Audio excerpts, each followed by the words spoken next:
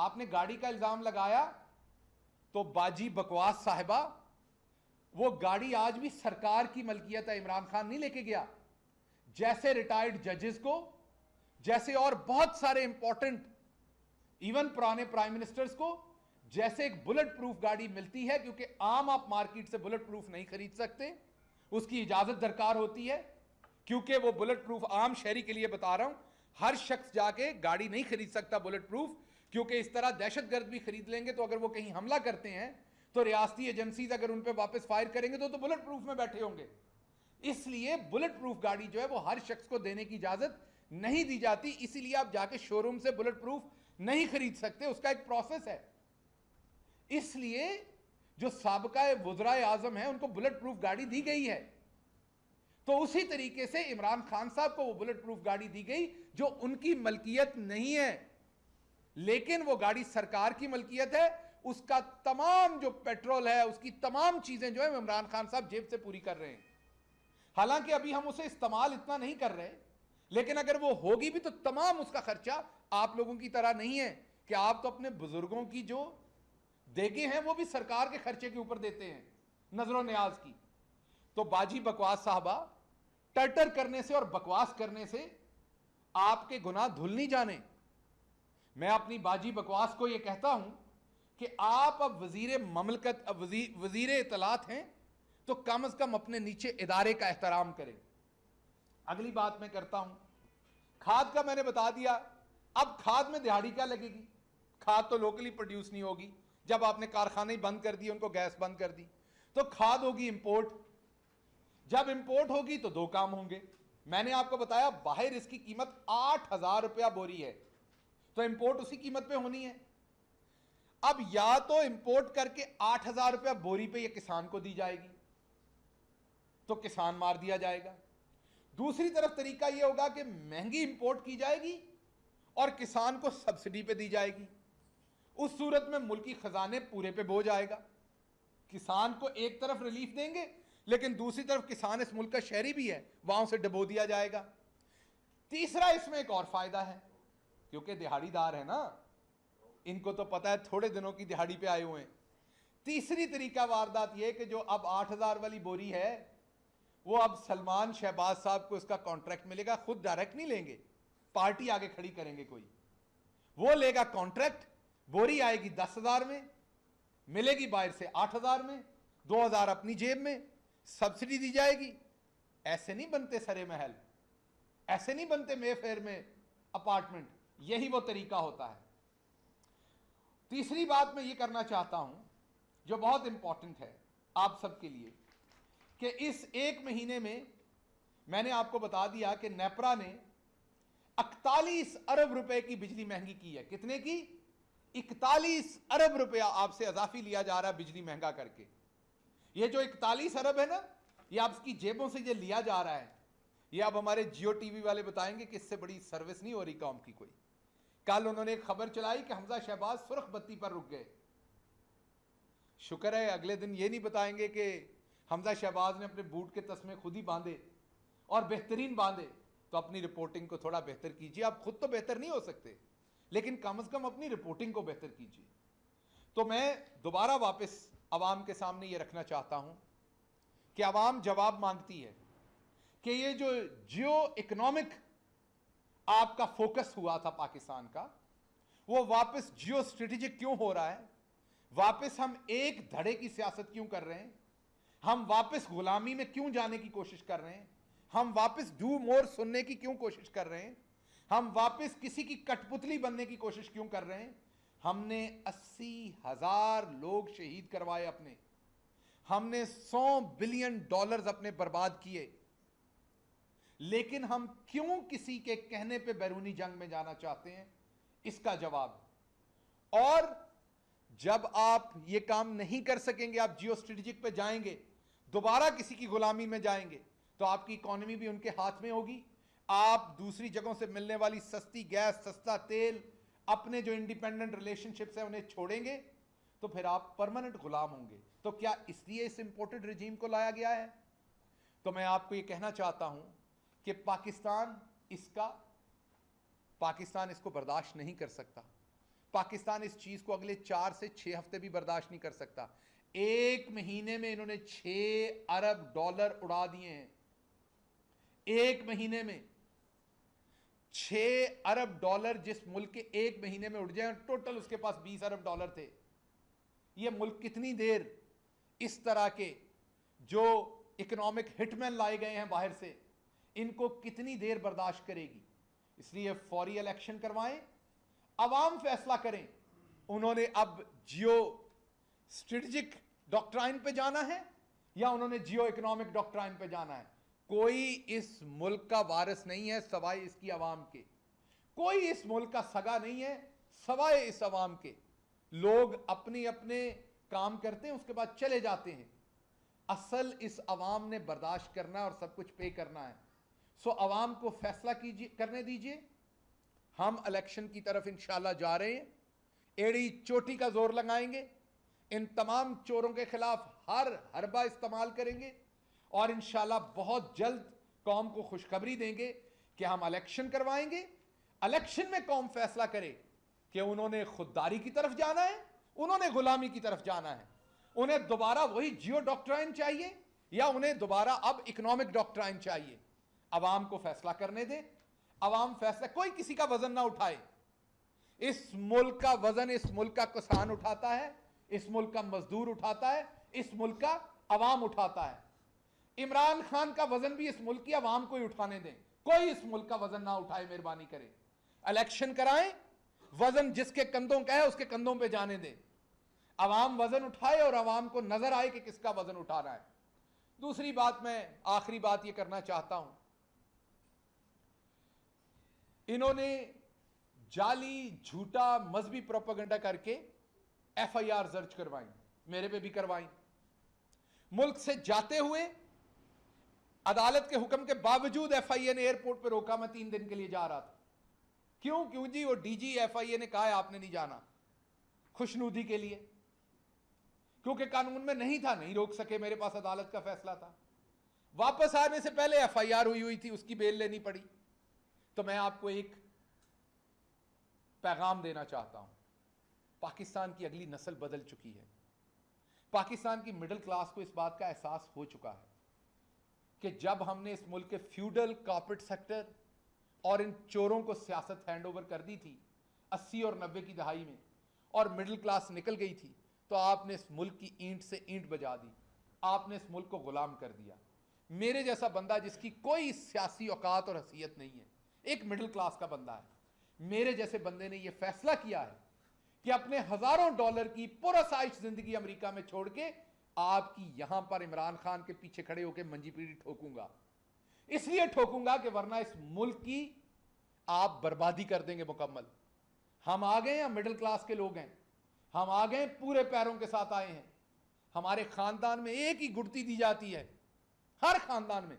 वो भले KP से बंदा हो, पंजाब से हो, कोई घाटी खानदान होंगे जिथे गद्दारी दी गुड़ती दी जाती है। पाकिस्तान के हर खानदान में एक बात बताई जाती है, खुददारी और वफादारी। अल्लाह के करम से दोनों खून में शामिल हैं।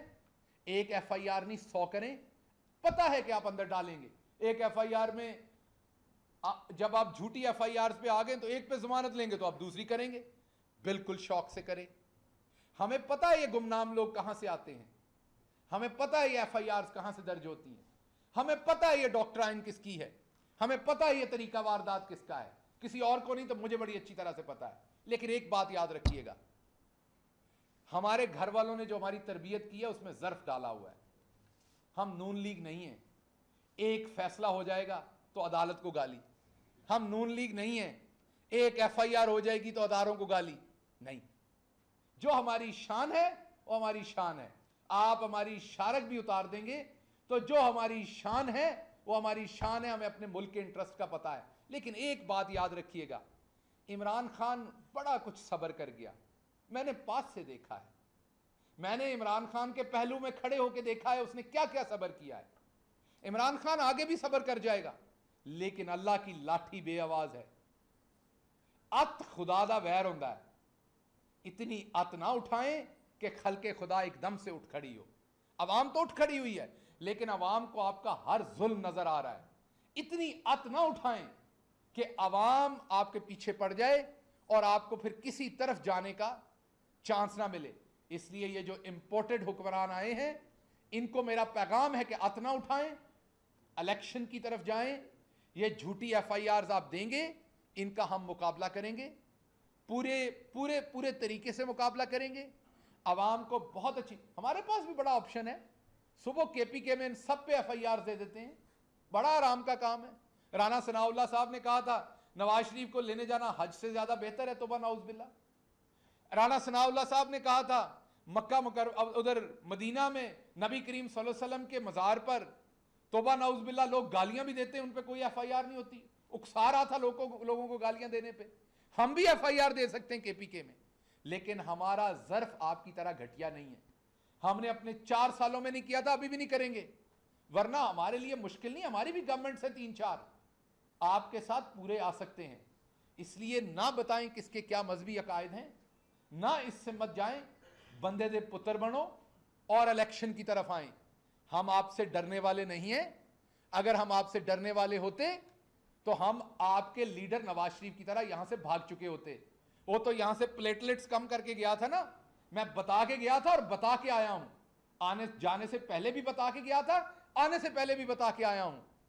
आप अपनी बुजदिली दूसरों के ऊपर ना लगाएं, सियासत करें, बदमाशी ना करें किसी और के कंधे पे बंदूक रख के, क्योंकि आपको भुगतना पड़ना है बाद में इस अवाम के सामने।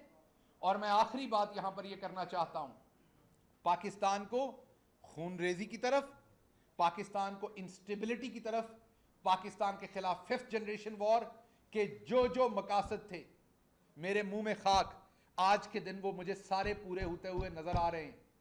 एक ऐसी कठपुतली हुकूमत बिठा दी गई जो अब बाहर इनकार नहीं करेगी, जो कहा जाएगा।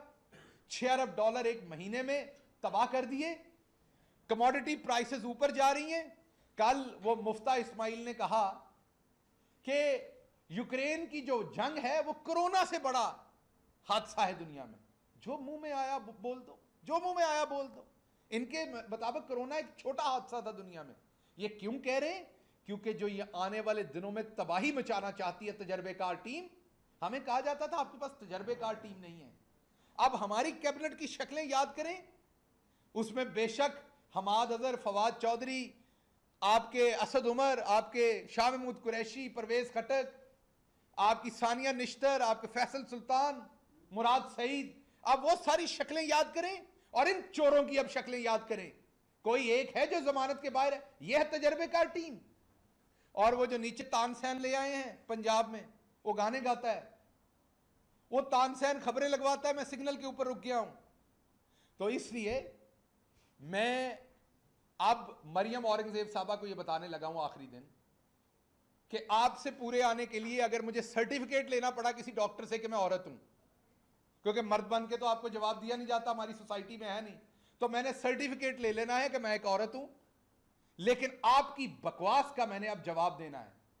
जो आप बकेंगी टेलीविजन पे आके, मैं माजरत चाहता हूं दोबारा इन लफ्जों पे, लेकिन आप बकवास करती हैं। और आज से मैं PTI के लोगों को कहूंगा कि बाजी का नाम बाजी बकवास रखा जाए, इनको बाजी बकवास कह के कहा और पुकारा जाए, तो आप जो बकवास इमरान खान के बारे में करेंगी आपको उसका जवाब दिया जाएगा। सवालात जी।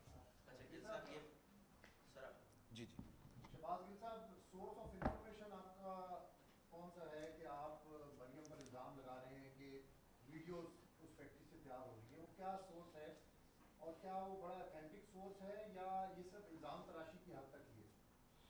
देखिए, बात यह है कि किसी भी शख्स के बारे में कोई बात करते हुए भी आप उसके माजी को देखते हैं। माजी में आप याद कीजिए कि जब नॉन डिजिटल ज़माना था तो नवाज शरीफ साहब ने अनफॉर्चुनेटली मोहतरमा बेनज़ीर भुट्टो साहबा और मोहतरमा नुसरत भुट्टो साहबा की जाली गलीज तस्वीर जो है वो फिजा से फेंकी। फिर डिजिटल ज़माना आया, जारी बात जनरेशन गैप होता है, इसमें कोई बुरी बात नहीं। हमारे वालिदैन को भी उस तरह से कंप्यूटर, ये कोई नवाज शरीफ साहब को हम बात नहीं कह रहे, तमाम जनरेशन गैप आता है, अनफॉर्चुनेट बात है। उसमें डिजिटल ज़माना आया तो नई नस्ल आगे आई। बाजी मरियम ने उस परंपरा को पूरा रखा और उन्होंने कैलबरी फॉन्ट से शुरू करके जज अरशद मलिक की वीडियोस, गैर इखलाकी वीडियोस, और फिर उनके शौहर ने बताया कि सबके बाथरूमों की वीडियोस हमारे पास हैं। अब बाथरूम में मुझे बता दें कि कौन बंदा वहाँ हाइड्रो कोई क्लोरिक ऑक्साइड बनाता है वहाँ बैठ के, या बाथरूम में कोई और ऐसा फार्मूला होता है। बाथरूम की गैर अखलाकी वीडियोज़ ही होंगी लोगों की, कोई अखलाकी वीडियोज़ तो नहीं होंगी बाथरूम के अंदर। तो इसलिए ये तो आपने इनसे पूछना है, इन्हीं का माजी है वीडियोज़ लाना, इन्हीं का माजी है वीडियोज़ नशर करना और उनकी लाइब्रेरी बनाना और धमकी देना। अभी भी मार्केट में बात की जा रही कि वीडियोज़ आ रही हैं, तो इन्हीं का काम होगा। लेकिन मैं एक बात बताऊं, मैंने पिछले 2 दिन में लोगों ने मुझे, कुछ जर्नलिस्टों ने वीडियोज़ भेजी हैं, मुझे नहीं पता वो सच्ची हैं, मुझे नहीं पता झूठी हैं, मैंने वो देखी हैं, मुझे भेजी गई हैं। मैं बस यही कहूँगा कि खुदा का वास्ता इस रास्ते पे ना जाएं, किसी की इज्जत महफूज पर नहीं रहने वाली। जो वीडियो मैंने देखी है, वो जिसने मुझे भेजी है, मैंने उसे फौरी तौर पर यह रिक्वेस्ट की है कि प्लीज़ खुदा का वास्ता इन्हें ना रिलीज़ करें, ना किसी को भेजें, क्योंकि हमारे माशरे में हमारी माओ बहनों की इज्जत है, एहतराम है, ख़वातीन का एहतराम है। खुदा का वास्ता है, भले वो मेरे सियासी अपोनेंट हैं जिनकी भेजी गई है, लेकिन इखलाकियात का तकाजा है। मैंने उस जर्नलिस्ट भाई को कहा है कि इसको यहीं पर दफन कर दें।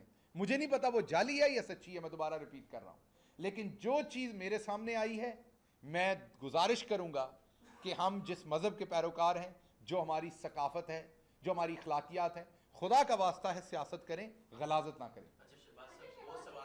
ये बताइएगा कि जी, आपने बात की थी कि डॉक्ट्राइन, आपको पता है इसके पीछे कौन है, और बता भी दे, लोग जानना चाहते हैं कि इस डॉक्ट्राइन के पीछे कौन है। और दूसरा, एक वीडियो जो आज तक मतलब आपके ओपोनेंट्स की जानिब से उसको नहीं कहा गया कि वो कोई वीडियो लीक कर रहे हैं, लेकिन आप ही की पार्टी की जानिब से बार बार कहा जा रहा है कि वीडियोज आ रही है, वीडियोज आ रही हैं।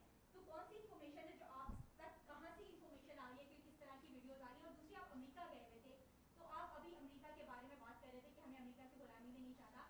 आपने सारे ममालिक में एहतजाजी मुजाहरे किए, आप खुद अमेरिका में मौजूद थे, क्या आपने अमेरिका में भी कोई एहतजाजी मुजाहरा किया कि अमेरिका पाकिस्तान के अंदर इंटरफेरेंस कर रहा है? देखिए, दो बातें हैं। पहली बात तो आपके घर में छुरी होगी और आप छुरी से कोई ना कोई सब्जी शब्जी काटती होंगी, लेकिन उस छुरी से आप किसी का पेट नहीं फाड़ सकते। इसी तरीके से अमेरिका जाना, अमेरिका से ताल्लुक़ रखना, इसमें कोई बुरी बात नहीं है। लोग पढ़ने भी जाते हैं, पढ़ाने भी जाते हैं, काम से भी जाते हैं। हमारे ओवरसीज़ पाकिस्तानी ऐसा सरमाया है जो अमेरिका में बैठे हुए हैं, जो हमारे सर का ताज हैं। हमारे सारे ओवरसीज़ पाकिस्तानी हमारे सर का ताज हैं। अमेरिका में जाना गुनाह ना बना दें। हम सिर्फ ये कह रहे हैं कि डिक्टेशन ना लें। अमेरिका से बिल्कुल दोस्ती चाहते हैं, इमरान खान ने तो बार बार कहा है। दूसरी बात आपने मुजाहरे की कही, तो मैं 2 दिन के लिए वहाँ था ईद के दिनों में। ईद पे तो मैं लोगों को घर से नहीं निकाल सकता था, लेकिन आजकल आपको पता डिजिटल एरा है। मैं बहुत जल्द स्पेस करूँगा, उसमें भी दावत दूंगा अमेरिका से भी लोगों को। तो आजकल तो टेक्नोलॉजी के ज़माने में हर जगह से हर काम आप करते हैं। तो मैं तो अभी भी प्रेस कॉन्फ्रेंस में नाम लेके कह रहा हूँ, जाने से पहले भी कह रहा था। तो इसलिए हम हर मुल्क से, इवन मैंने बड़ा वाजे कहा, दुनिया के किसी मुल्क को हम मुर्दाबाद नहीं कहना चाहते। हम चाहते हैं कि वो मुल्क हमारी इज्जत करे, हमारा एहतराम करे, हमारी सालमियत का एहतराम करे, हमारी आज़ादी का, हमारी आवाम के फैसलों का एहतराम करे, हम उसका करें। हम तो हर मुल्क को जिंदाबाद कहना चाहते हैं, अगर वो जो इंसानी असूल हैं पूरी दुनिया के अंदर, इक़वाम मुत्तहिदा के असूल हैं, जो हमारी आज़ादी के असूल हैं, उनके मुताबिक वो चले। अच्छा शहबाज साहब, 2 सवालात हैं। पहला ये तो कि जो इंटरनेशनल रजीम के हवाले से अभी कुछ दिन पहले, 2 रोज पहले जो वीडियो आई उसमें सारा सामने आ गया, लेकिन जब ये इंटरनेशनल रजीम का मामला जब शुरू हुआ, उस वक्त आप लोगों की जानिब से फवाद चौधरी का खासतौर पर एक इंटरव्यू में बयान था कि इस्टेब्लिशमेंट के साथ हमारे हालात बेहतर नहीं थे, जिसकी वजह से हमारी हुकूमत का बैकफॉल हुआ। तो क्या आप ये बता दें कि इस्टेब्लिशमेंट के साथ अब कोई आप लोगों के राब्ते शुरू हुए हैं? क्या इंटरनेशनल रजीम की वजह से ही आप लोगों की हुकूमत गई थी या इस्टेब्लिशमेंट की वजह से गई थी? देखिए फवाद साहब, दूसरा सवाल भी ले लेना जी चाहता हूं। दूसरा सवाल ये कि आपने कहा कि वीडियोस के बारे में कि हमें किसी की जात पे या इस पे बात नहीं करना चाहिए, सियासत करनी चाहिए। कल ही शेख साहब का बिलावल भुट्टो साहब के हवाले से एक बयान था, तो आप क्या समझते हैं कि इस तरह के बयान चाहे कोई भी सियासतदान है उसको देने चाहिए? अच्छा देखिए, बात यह है कि पहली बात, वो तो आप शेख साहब से सवाल पूछेंगे, और ये किसी यूनिवर्सिटी में पढ़ाना चाहिए, क्या देना चाहिए क्या नहीं देना चाहिए, तो सियासी प्रेस कॉन्फ्रेंस है। मैं इस टाइम प्रोफेसर तो हूँ नहीं, तो शेख साहब से ज़रूर सवाल पूछें अगर आपको एतराज़ है उस पर। तो मेरा जो बयान है उस पर मेरे से सवाल पूछें, मैं जवाब दूंगा उसका आपको। देखिए, फवाद साहब ने एक बयान दिया था, उनकी वो एक बड़े ज़ीरक सियासतदान है, उनकी एक अपनी स्टेटमेंट है, आपको उनसे तफसील उसकी बिल्कुल पूछनी चाहिए। मेरे वो भाई भी हैं, दोस्त भी हैं, मैं भी पूछूंगा उनसे। जहाँ तक आपने बात की तो बड़ी वाजे है हमें तो बड़ा वाजे है। अगर तो वो मरासला मौजूद ना होता तो टामकटोइयाँ मारी जाती, क्याफे लगाए जाते, सोचा जाता ये है या ये नहीं है। अब मिस्टर लू का जो बयान है, जो उसकी धमकी है, जो उसका मैसेज है, वो रिटन फॉर्म में एक ऑफिशियल डॉक्यूमेंट जिसको नेशनल सिक्योरिटी कमेटी ने, जिसको पार्लियामेंट की कमेटी ने, जिसको कैबिनेट ने, सब ने इंडोर्स किया हुआ है और डिमांड किया हुआ है हमने, जो सख्त तरीन एक्शन लिया जा सकता था पॉसिबल वो किया हुआ है। तो उस सारे सिनारियो में ये बड़ा वाजे है कि ये साजिश बाहर से तैयार हुई। इस साजिश में लोकल एक्टर्स जो हैं वो साथ मिले, कौन कौन मिला इसकी तहकीक होनी चाहिए। इसीलिए हम चीफ जस्टिस साहब से बार बार रिक्वेस्ट कर रहे हैं इसकी तहकीक करें, कौन कौन इसमें शामिल हुआ, किस किस ने क्या क्या मदद फराम की और ये साजिश पूरी कैसे पाया तकमील को पहुंची। जब इमरान खान चीफ एग्जेक्टिव थे मुल्क के तो डोनाल्ड लू किसको कह रहा था कि अगर इमरान खान को हटा दिया गया तो आपके सारे गुनाह माफ़ कर दिए जाएंगे और अगर ना हटाया गया तो फिर आपको इबरत, उसमें ये लिखा हुआ है कि आइसोलेट कर दिया जाएगा, तो आपको जाहिर बात है आपको सज़ा दी जाएगी। तो इसलिए ये तो अब इन्वेस्टिगेशन करनी चाहिए, किसने क्या रोल प्ले किया ये बाद में पता चलेगा। किसने तोड़ा दिल हमारा, ये कहानी फिर सही। बहुत शुक्रिया जी। एक क्वेश्चन ये था, अभी आपने कहा इलेक्शन में जाना चाहिए, पिछले दौर में भी आप पे तनकीद हुई कि आप इलेक्टोरल नहीं है, तो इस बार क्या इलेक्शन लड़ेंगे और क्या आप राना सनाउल्लाह के खिलाफ इलेक्शन लड़ेंगे फैसलाबाद?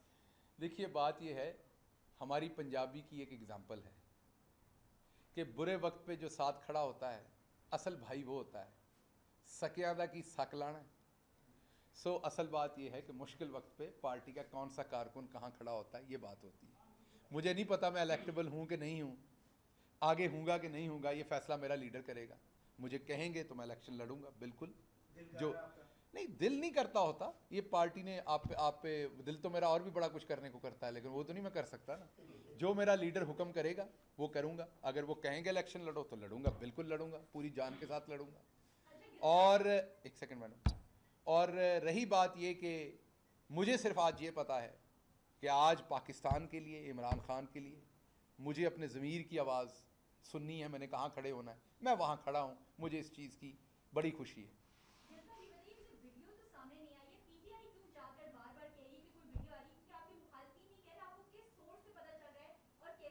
इसका जवाब मैडम मैं दे चुका हूँ।